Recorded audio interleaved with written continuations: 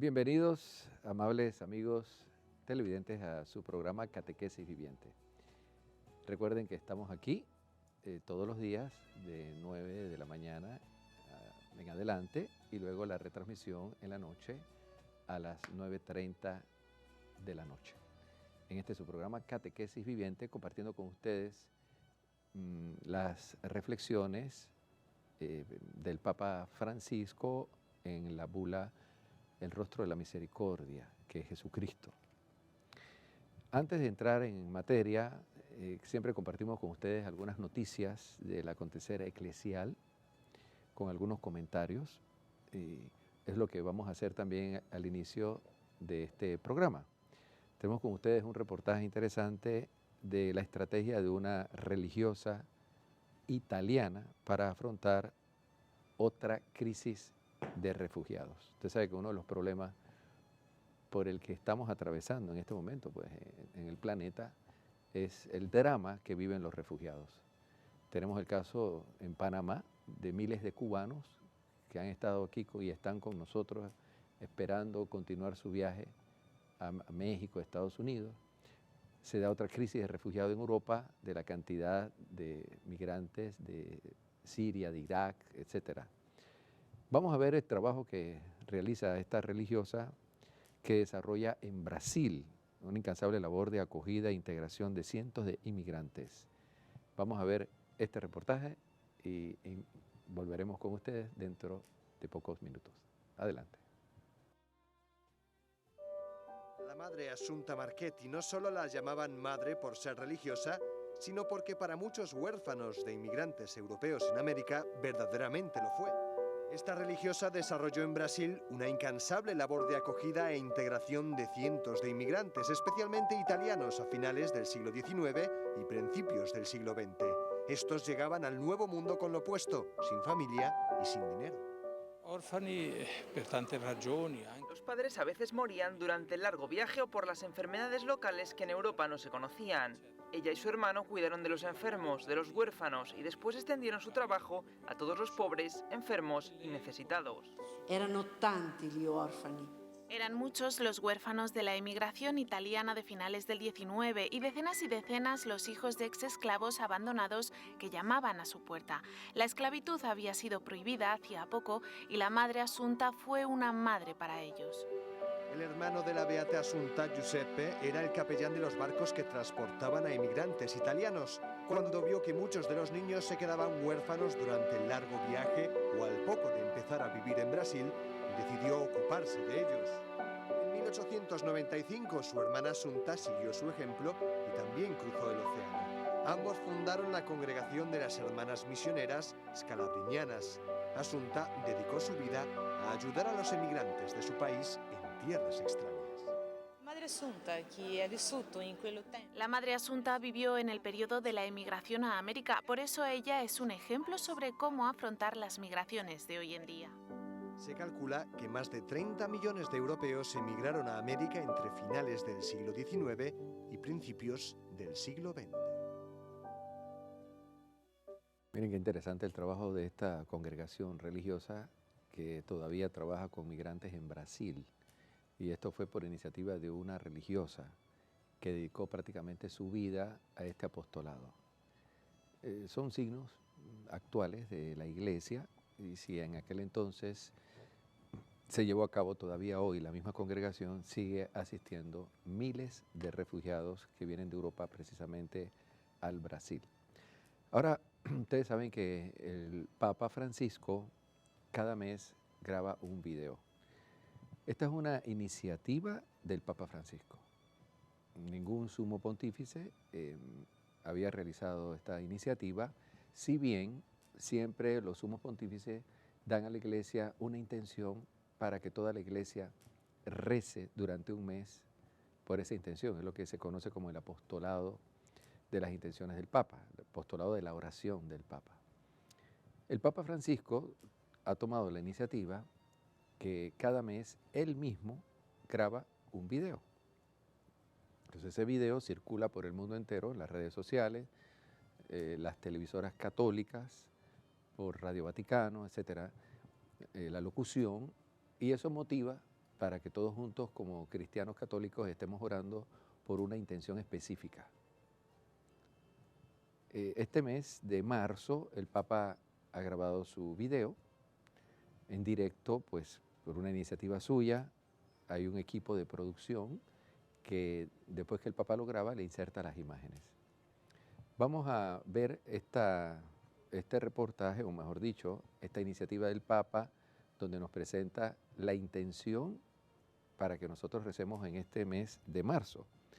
Es el tercer video del Papa en el que pide que en este mes de marzo los católicos oremos por las familias, especialmente para que los niños puedan crecer en ambientes sanos y seguros.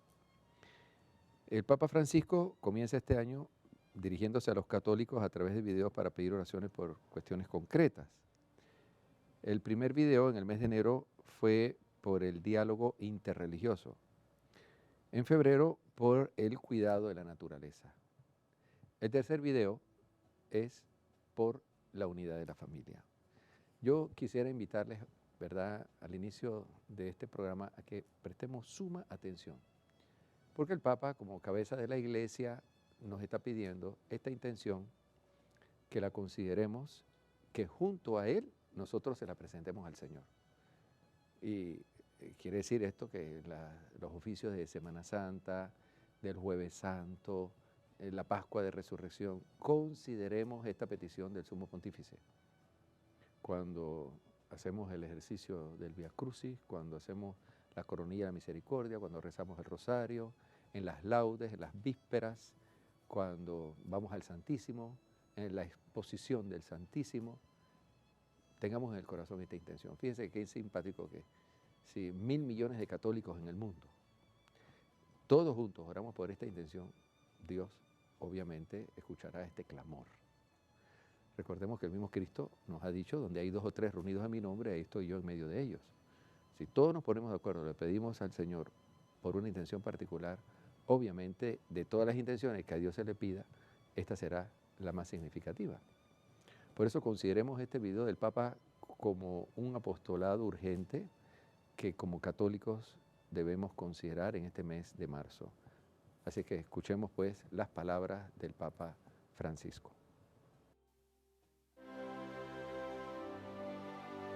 La familia es uno de los bienes más preciosos de la humanidad, pero ¿acaso no es el más vulnerable?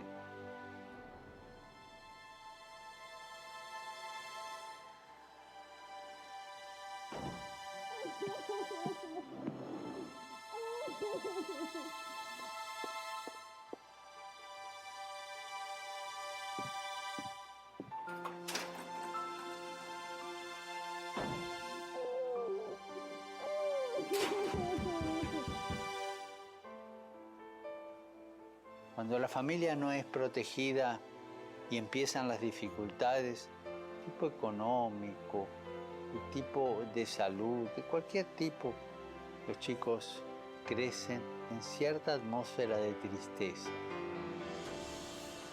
Quiero compartir con vos, con Jesús, mi intención del mes, para que las familias en dificultad reciban los apoyos necesarios y los niños puedan crecer en ambientes sanos y serenos.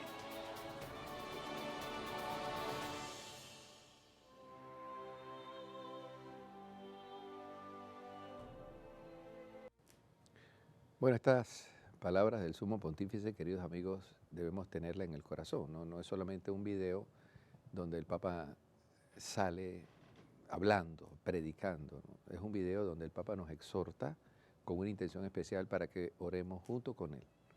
Entonces, durante este mes de marzo, oremos por la unidad y la armonía de la familia. Porque todos sabemos que la familia está en crisis a nivel mundial. Y es interesante que el Sumo Pontífice ha hecho este video para el mes de marzo porque el próximo 19 de marzo, recordamos que ya estamos en la novena de San José, patrono universal de la Iglesia, patrono de las vocaciones, patrono de los moribundos. El día de San José el Papa va a firmar la exhortación apostólica sobre la familia, fruto de 2 sínodos. es un documento que nosotros los cristianos católicos estamos obligados a estudiar, a meditar. Acá en FTV nosotros vamos a llevarle foros sobre este documento, la presentación del documento, que nos da las orientaciones pastorales del Papa con los obispos a nivel mundial sobre esta crisis, este drama que está sufriendo la familia en los tiempos presentes. Quizás por esa intención, porque en el mes de marzo pues saldrá la exhortación sobre la familia, exhortación apostólica. El Papa ha visto pues la importancia de orar en este mes por la familia. Y recordemos que la familia que reza unida permanece unida. Si queremos una familia en armonía, en paz, en reconciliación, no dejemos de exhortar también a la familia a la oración. Porque cuando la familia ora, la familia está protegida de los ataques del maligno y también protegida de los antivalores y de las tentaciones que pueden venir a sofocar, ¿verdad?, la unidad, la armonía de la familia, que es la célula de la sociedad. Ahora vamos a compartir con ustedes, queridos amigos, pues el tema que tenemos para hoy, siguiendo la bula del Papa Francisco. Y el tema, este es un tema muy interesante, porque nos lleva pues ya a una acción concreta dentro del año de la misericordia. Recordemos que todo el año es un año de misericordia. Es la espiritualidad que debe acompañar este año. Año santo extraordinario de misericordia. Y encontramos aquí en el número 9, después que el Papa habla de estas 3 parábolas de la misericordia, entonces el Papa pasa a otro tema sobre el perdón, que es la catequesis que hoy vamos a desarrollar. Dice el Papa: de otra parábola, además, podemos extraer una enseñanza para nuestro estilo de vida cristiano, provocado por la pregunta de Pedro acerca de cuántas veces fuese necesario perdonar. Jesús responde: no te digo hasta 7, sino hasta 70 veces 7. Y pronunció la parábola del siervo despiadado. Esa parábola del siervo despiadado la vamos a dejar para otra catequesis. Vamos a detenernos sobre esto de perdonar hasta 7 veces. Yo quiero leerles la Sagrada Escritura, y que precisamente el texto que el Papa comenta, tomado del Evangelio de Mateo, capítulo 18, versos 15 y siguiente. Si tu hermano llega a pecar, vete y repréndele, a solas tú con él. Si te escucha, habrás ganado a tu hermano. Si no te escucha, toma todavía contigo 1 o 2 para que todo asunto quede zanjado por la palabra de 2 o 3 testigos. Si los desoye a ellos, díselo a la comunidad. Si a la comunidad desoye, sea para ti como gentil y el publicano. Esto cuando el hermano peca, uno está en el deber de corregir al hermano. Ahora, fíjense que más adelante el Señor vuelve a hablar de esa relación de los hermanos en una comunidad, y es cuando llega a hablar de la ofensa. Pedro se acerca entonces y le dice: Señor, ¿cuántas veces tengo que perdonar? Ya aquí no está hablando de corregir, sino de perdonar. Porque esta relación del perdón está en función de una comunidad cristiana. Así como yo tengo que corregir a un hermano cuando comete una falta, yo también debo perdonar a un hermano cuando el hermano comete una falta hacia mí. Por eso cité el texto anterior, porque todo forma parte de la convivencia, de la armonía de una comunidad cristiana. Pero se acerca y le dice: Señor, ¿cuántas veces tengo que perdonar las ofensas que me haga mi hermano? ¿Hasta 7 veces? Dícele Jesús, no te digo hasta 7 veces, sino hasta 70 veces 7. Ahora, esto de 70 veces 7 hay que explicarlo, ¿no? Es la expresión de Pedro, ¿hasta cuándo tengo que perdonar a mi hermano? Hasta 7 veces, es un semitismo, es una manera de explicar la conducta en relacionado a la numerología. Por ejemplo, en el Apocalipsis nosotros encontramos muchos números, pero esos números tienen un símbolo. La numerología del Apocalipsis, que está escrita con un género literario concreto, que es género apocalíptico, los números tienen un significado más allá del valor numérico. Por ejemplo, la imperfección es el 6. 3 veces 6 es un ser sumamente imperfecto. El 7, sin embargo, es el número de la perfección. El 12 representa el número de lo sagrado, de lo divino. 12 tribus de Israel, las 12 estrellas que tiene la mujer alrededor de la cabeza.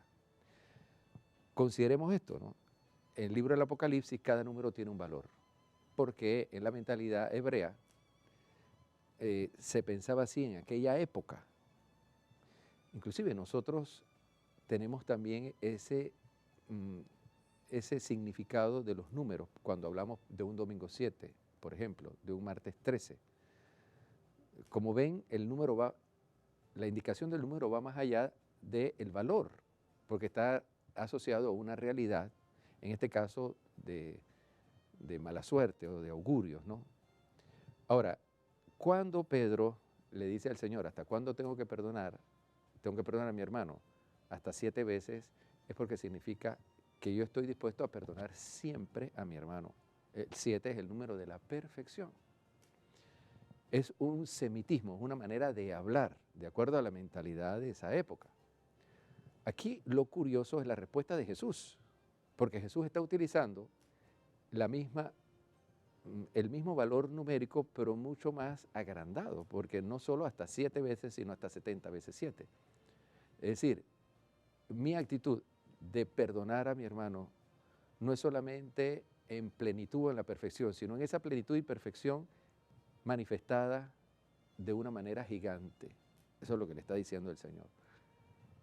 Esto es una verdadera catequesis, es algo que realmente impresiona, porque la forma en que Jesús responde de perdonar es algo propio de Dios, en que en realidad perdona, sí, 70 veces 7 es Dios. O sea que nosotros tenemos que imitar el perdón de Dios en una comunidad cristiana, entre nosotros los seres humanos.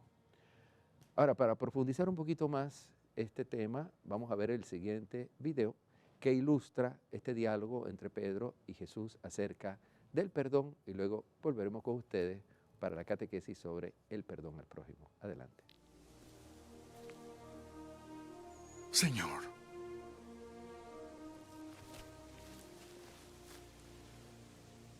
¿cuántas veces pecará mi hermano contra mí y le perdonaré? ¿Hasta 7 veces? No te digo hasta 7 veces, sino aún. Bueno, como ustedes ven, queridos amigos, aquí está la representación de este discurso o este diálogo entre Jesús y Pedro, Pedro y Jesús. Nosotros somos cristianos, es decir, seguimos a Cristo. Yo sé, queridos amigos, que perdonar cuesta. Y a lo largo de nuestra vida, yo creo que todos nosotros como seres humanos hemos sentido en nuestro corazón ofensas que han desgarrado nuestra personalidad, que han herido nuestros sentimientos. Todos nosotros desde pequeños recibimos ofensas. Y entre más nosotros queremos a una persona, más sus acciones nos pueden herir.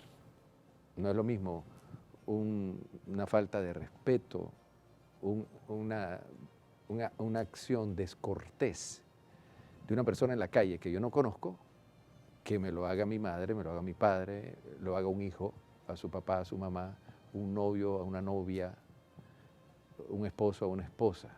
Esas acciones hieren mucho más. Primero tenemos que reconocer que a lo largo de nuestra vida, desde pequeñito, estamos siendo heridos. Y entre más amamos, más podemos sentirnos heridos cuando una persona no corresponde a lo que nosotros deseamos o cuando se deja llevar por sus impulsos. Esas reacciones de ofensa pueden venir de personas cercanas a nosotros o bien personas que no están en una relación tan estrecha como de parientes, pueden ser amigos o inclusive conocidos. Cuando una persona está herida por la acción de alguien, si la persona no perdona, esa herida puede transformarse en odio o en rencor o inclusive en venganza. He ahí el por qué Pedro le pregunta al Señor, ¿hasta cuándo yo debo perdonar? Es decir, ¿debo perdonar siempre? Obviamente es lo que Pedro le está diciendo al Señor, porque le dice, debo perdonar 7 veces, lo que quiero decir, siempre. Pero la respuesta de Jesús va más allá de ese siempre de Pedro. No siempre, sino siempre por siempre. No solo 7 veces, sino 70 veces 7. Esa respuesta de Jesús a Pedro es para nosotros también. Nosotros debemos perdonar siempre y no debemos cansarnos de perdonar. Perdonar no es una acción de humillación. Perdonar tampoco no es salir perdiendo ante la agresión. Perdonar es una victoria. Por un lado, y perdonar también significa sanar, porque el rencor enferma, el odio enferma, sin embargo, el perdón sana. Cuando una persona, por ejemplo, está muy herida y no perdona, esa herida le puede ocasionar inclusive problemas psíquicos o psicológicos. Puede ser causa de ansiedad, puede ser causa a veces de depresión, puede causar malestar estomacales. Hay, por ejemplo, personas con ataques de asma por odio, por rencor que llevan, o alergias en la piel, etc. Ahora, cuando uno perdona, no es que uno sale perdiendo, porque ante Dios es siempre victoria. El que sale beneficiado es la persona que perdona, porque hay personas que no perdonan porque piensan que van a perder algo. Entonces conservan el rencor porque es una manera de desquitarse o es una manera de responder de una manera agresiva también ante la ofensa que uno ha recibido.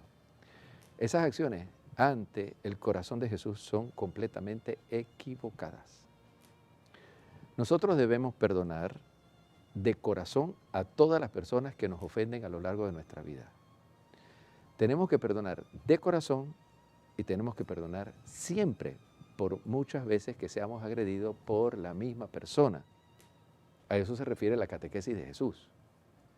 Y no solo debemos perdonar a las personas que están cerca de nosotros, sino también a los extraños y personas que no forman parte de nuestra familia y personas que no forman parte del círculo en el que nosotros nos movemos habitualmente. Ahora, ¿cómo nosotros podemos estar seguros de que hemos perdonado? Y al igual, ¿cómo podemos darnos cuenta que no hemos perdonado? Cuando recordamos una agresión, cuando recordamos un hecho, un episodio de una persona que nos ha agredido y cada vez que lo recordamos nos incomoda, nos sentimos ofendidos, sentimos la herida, esto significa que no hemos perdonado. Perdonar no es olvidar, perdonar significa recordar con paz. Y significa amar a la persona que me agredió, porque eso es lo que dice Jesús, que nosotros tenemos que amar a nuestros enemigos. Entonces no solamente perdonar, no guardar rencor, sino que además debemos amar. Yo sé que es difícil. Yo me he encontrado casos a lo largo del ministerio sacerdotal, casos de personas que les cuesta mucho perdonar, Por ejemplo, recuerdo el caso de una señora que me decía, yo no puedo perdonar a esta chica que me quitó mi marido. Me decía, tenía 25 años de estar casada, 3 hijos, y luego ya mi marido mayor, llega esta chica jovencita de 20 años y se lleva a mi marido. Digo, perdone señora, su marido no se lo llevó a esa chica, también él participó. La culpa es de los dos, no solamente de la chica. Ahora, en este caso, como otros, ¿verdad?, que pueden ir más allá, acciones más graves todavía, cuando una persona le quita la vida a otro y toda la familia debe perdonar a ese agresor, o cuando se levanta una calumnia a una persona públicamente, y esto es muy típico y característico de nuestro país, que aquí estamos habituados a través de los medios de comunicación a hacer leña del árbol caído. Se difama públicamente a las personas, se hacen burlas de las personas, y realmente a nadie le gustaría, ante un error que uno ha cometido, que públicamente se destruya la dignidad de una persona. Pero lo curioso es que en este país es uno de los países donde más se habla de los derechos humanos. Pero ¿qué pasa con los derechos humanos de aquellos que incurren en una falta en la administración pública o que caen en alguna falta de corrupción, ¿verdad?, en una empresa? Y ahí se nos olvida de los derechos humanos y agarramos a esta persona y la destruimos su imagen, su dignidad. Eso no es correcto. Y recuerden el Evangelio, ¿no? Dice Jesús, así con la vara que tú mides, así mismo serás medido y con 100 varas más.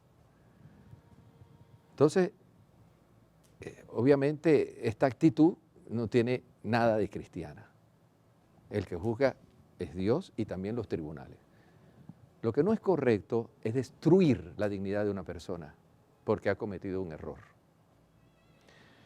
Y también llama la atención de que, claro, cuando se malversan fondos de la cosa pública, esto se ventila y se hace fiesta y se destruye la dignidad de una persona.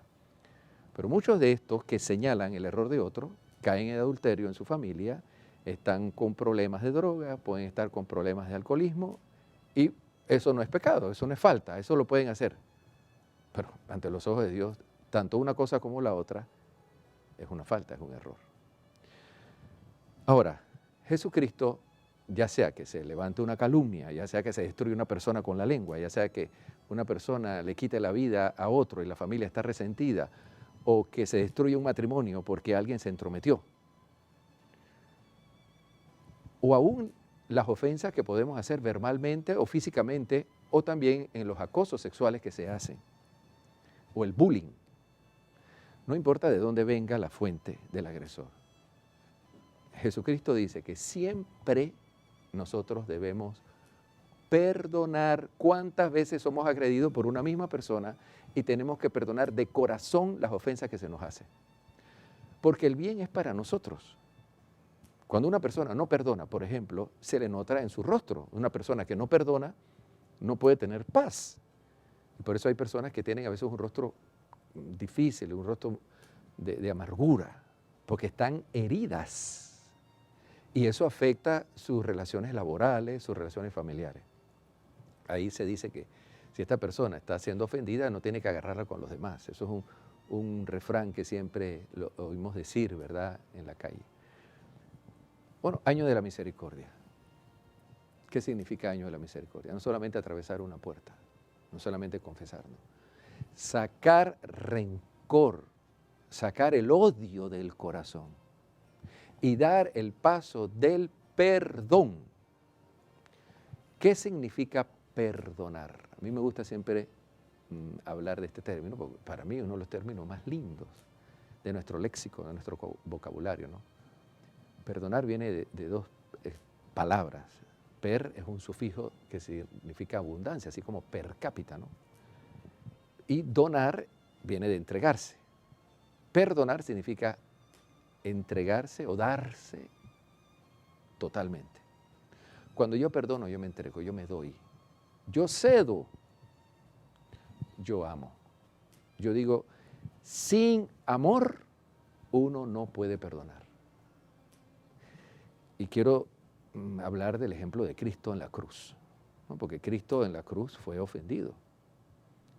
y quedó solo porque hasta sus discípulos lo abandonaron. Los romanos lo crucificaron. Un grupo de judíos tramó toda esta injusticia para que muriera. Y digo un grupo de judíos porque no es justo echarle la culpa a los judíos de la muerte de Cristo en la cruz. Eso hay que corregirlo. O sea, los judíos de hoy no tienen nada que ver con la muerte de Cristo en la cruz. Ni los de ayer tampoco. Un grupo de judíos, porque, hombre, los apóstoles eran judíos, la Virgen era judía. Los judíos de Galilea estaban con Jesús. Ahora, si bien algunos judíos le quitaron la vida a Jesús por sus pensamientos y su política, y algunos romanos también, Jesús los perdonó a todos y lo hizo de corazón. Cuando el Señor en la cruz, coronado de espinas y clavado en ese madero, le dijo al Padre, Padre, perdónalos, porque no saben lo que hacen. Esas palabras de Jesús están expresando que Jesús no guardaba rencor. Y ninguno de nosotros ha sido agredido al extremo en que Jesús lo fue. Todos esos azotes que recibió Jesús, todos esos escarnios, esa burla, le escupieron el rostro, lo coronaron de espinas, lo golpearon con una caña, le dieron puñetazos. Cuando cargó la cruz, cayó varias veces camino hacia el Calvario, se burlaron de él, lo desnudaron. Los datos del Evangelio dicen que Jesús quedó completamente desnudo.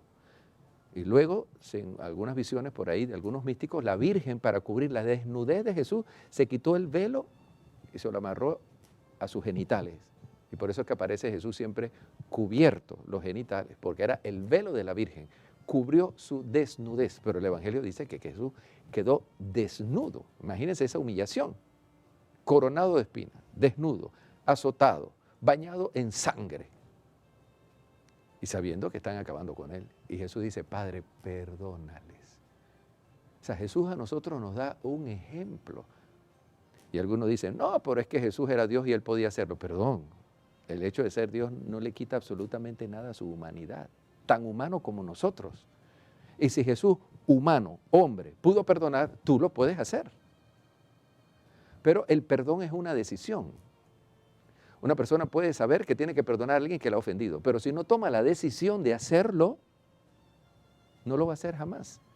Y muchos no toman la decisión de perdonar porque piensan que van a perder si perdonan. Piensan que van a ser humillados. Pero es que dice el Señor también que aquel que se humilla será ensalzado. Entonces, hay que perdonar y yo puedo saber que he perdonado cuando recuerdo una herida con paz. Ahora vamos a un corte y luego vamos a hablar de los pasos del perdón para que nuestro corazón sane. Y otras personas no tengan que ser víctimas de esas heridas emocionales que podemos guardar en el corazón que aún no han sido sanadas precisamente por el rencor. Vamos a un cambio y luego volveremos con ustedes.